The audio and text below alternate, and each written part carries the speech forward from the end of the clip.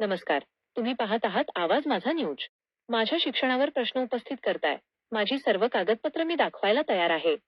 पण आधी पंतप्रधान नरेंद्र मोदी यांनी आपली डिग्री जनतेसमोर दाखवावी. अभिजित दिपके यांनी गेल्या काही दिवसांपासून दिपके यांच्या शिक्षणावर सातत्याने प्रश्न उपस्थित केले जात होते. या सर्व आरोपांना आता त्यांनी जोरदार प्रत्युत्तर दिलं आहे. माझ्याकडे माझी सर्व शैक्षणिक कागदपत्रे उपलब्ध आहेत आणि ती मी कधीही दाखवू शकतो, अशी ठाम भूमिका त्यांनी मांडली. पण स्वतःची कागदपत्रे दाखवण्यापूर्वी त्यांनी थेट पंतप्रधानांच्याच पदवीचा मुद्दा पुन्हा एकदा ऐरणीवर आणला आहे. अभिजित दिपके यांच्या या थेट आणि आक्रमक आव्हानानंतर आता राजकीय वर्तुळात एका नव्या चर्चेला तोंड फुटलं आहे. आता दिपके यांच्या या बॉम्बगोळ्यावर सत्ताधारी काय पलटवार करणार, हे पाहणं महत्त्वाचं ठरणार आहे. राजकारणातील प्रत्येक अचूक आणि सविस्तर बातमीसाठी सबस्क्राईब करा आणि पाहत रहा आवाज माझा न्यूज. बैठक इथंच माझ्या घरी होणार आहे 5 तारखेची आणि त्यात आमचे स्पोक्सपर्सन्स येतील आणि अजून काही कोर टीम मेंबर्स येतील ज्यांनी आम्हाला प्रोटेस्ट मॅनेज करण्यात खूप मदत केली होती. आणि त्यामध्ये आम्ही डिस्कस करू की पुढे जे सीजेपीची मुव्हमेंट आहे ती पुढे कशी घेऊन जायची आणि आमचं जे संघटन आहे ते कसं बनवायचं. एक तक्रार करण्यात आलेली आहे तुमच्या वडिलांच्या संपत्तीबद्दल, त्यावर तुमचं काय?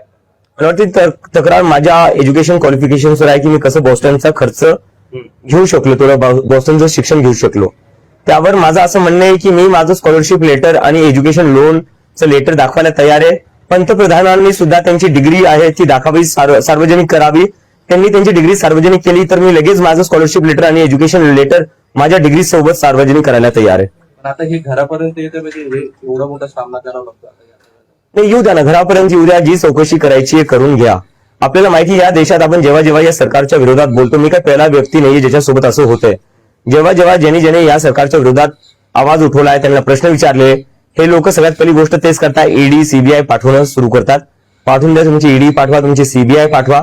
पण जसं की मी म्हणलं, मी माझं एज्युकेशन लोनचं लेटर दाखवायला तयार आहे, मी माझं स्कॉलरशिपचं लेटर दाखवायला तयार आहे. पंतप्रधान मोदी यांनी सुद्धा जर ईडीला पाठवत असाल तर ईडी सोबत तुमची डिग्री पाठवा. तुम्ही तुमची डिग्री सार्वजनिक करा, मी माझी डिग्री सार्वजनिक करतो. झारखंडच्या विद्यार्थ्यांनी तुमच्याशी संपर्क साधलाय, त्यांच्याकडे देखील पेपर फुटलाय. तुमची काय भूमिका असणार? आता पुढचं मिशन झारखंड असेल. झारखंडच्या विद्यार्थ्यांसोबत जे आंदोलन करताय त्यांच्याशी माझं काल रात्री बोलणं झालेलं आहे आणि मी त्यांना सांगितलं आहे की कॉक्रोच जनता पार्टी पूर्णपणे त्यांच्या सोबत आहे आणि त्यांनी जोपर्यंत त्यांच्या मागण्या पूर्ण होत नाही तोपर्यंत अजिबात मागे सरकू नाही. आणि जी काही मदत लागेल ती कॉक्रोच जनता पार्टी त्यांना द्यायला तयार आहे आणि त्यांच्या जे काही डिमांड्स आहेत त्यांचं आम्ही पूर्णपणे समर्थन करतो. परवा तुमची कोर कमिटीची बैठक पार पडते संभाजीनगरमध्ये, काय नेमका त्याबाबतचा अजेंडा असणार, काय भूमिका त्यानंतर? अजेंडा ठरवण्यासाठीच आम्ही ही कोर कमिटीची मीटिंग बोलवली आहे आणि तिथं आम्ही आमचं ऑर्गनायझेशन एक्सपान्शनवर डिस्कस करणार आहे आणि कॉक्रोच जनता पार्टी पुढे कोणते काय मुद्दे उचलू शकते, कशा प्रकारे पुढे जाऊ शकते देशभरात, त्यासाठी आम्ही ती मीटिंग बोलवली आहे. पक्षाचं रूपांतरण होण्यासंदर्भात या बैठकीमध्ये चर्चा होऊ शकते. आगामी काही काळात मला वाटतंय की मीडियाला सगळ्यात जास्त एक्साइटमेंट लागलेली आहे की आम्ही पॉलिटिकल पार्टी बनवावं. यावरच मला कळतं की जेवढ्याही पॉलिटिकल पार्टीवर आहेत तिथं कुठे ना कुठे तुम्ही सगळे डिसअपॉइंटेड आहेत त्यांच्यासोबत. पण आमचं अजून असं काही इंटेन्शन नाहीये. आम्हाला एक पब्लिक मुव्हमेंटच ठेवायची आहे, कारण की देशात जी सध्या पॉलिटिक्सची सिच्युएशन आहे, काय करणार पॉलिटिकल पार्टी बनून तुम्ही जेव्हा वोट डिलीट करण्यात येतात. लोकांचा पूर्ण भरोसा उठत चाललाय पॉलिटिक्सवरनं, कारण की लोक सकाळी मत कोणाला टाकतात आणि संध्याकाळी सरकार दुसऱ्याच कोणाची बनती. लोक सकाळी आमदार खासदार कोणाला निवडतात, संध्याकाळी तो आमदार खासदार दुसऱ्याच पक्षात असतो. तर अशा परिस्थितीत जिथे ईडी सीबीआय पाठवून पक्ष तोडण्यात येतात, इलेक्शन रीग करण्यात येतात, तशा याच्यात पॉलिटिकल पार्टी बनवून करायचं काय? गुजरात से जो है एक आरटीआई दाखिल हुई है आपके एजुकेशन के बारे में, उनके बारे में क्या कहेंगे? उस पर मैं ये कहना चाहूंगा कि हमारे प्राइम मिनिस्टर नरेंद्र मोदी जी अपनी डिग्री पब्लिक कर दे. मैं अपना एजुकेशन लोन का लेटर और मैं अपना स्कॉलरशिप लेटर पब्लिक करने के लिए तैयार हूँ और मेरी डिग्री असली है. नरेंद्र मोदी जी की भी डिग्री असली होगी ऐसी मैं उम्मीद करता हूँ. तो वो अपनी डिग्री दिखा दे और मैं अपने सारे डॉक्यूमेंट्स दिखाने को तैयार हूँ. झारखंड में भी जो स्टूडेंट अभी प्रोटेस्ट कर रहे हैं उन्होंने आपसे बातचीत की है, आप क्या कहेंगे? उनसे कल रात को मेरी बातचीत हुई और उनको मैंने पूरा अश्योरेंस दिया है कि कॉक्रोच जनता पार्टी पूरी तरह उनके आंदोलन के साथ है और उन्हें जिस किसी भी चीज की जरूरत पड़ेगी उनके आंदोलन को मजबूत करने के लिए वो कॉक्रोच जनता पार्टी करेगी और उनकी जो भी डिमांड्स है हम उन डिमांड्स का पूरा समर्थन करते हैं. तारीख को शोक संवेदना इस मीटिंग में कौन कौन होगा और ये मीटिंग कहाँ होगी और मीटिंग का एजेंडा क्या है?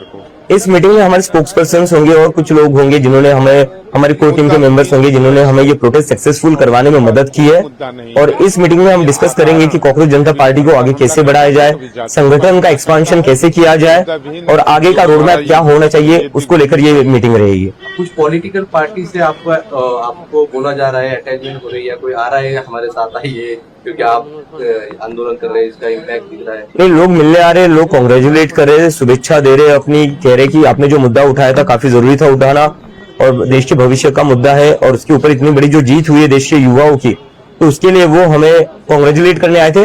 अटैचमेंट हमारा अभी किसी से नहीं हो रहा है और ना आगे होगा। फिर दोबारा जाएंगे जंतर मंतर? जरूरत पड़ी तो बिल्कुल जाएंगे सर। Thank you. करूँ अपन करूँ। हाँ मुझे एकदम मेरे सर नहीं रहेगा। अच्छा। बाजी में रहता हूँ। अच्छा।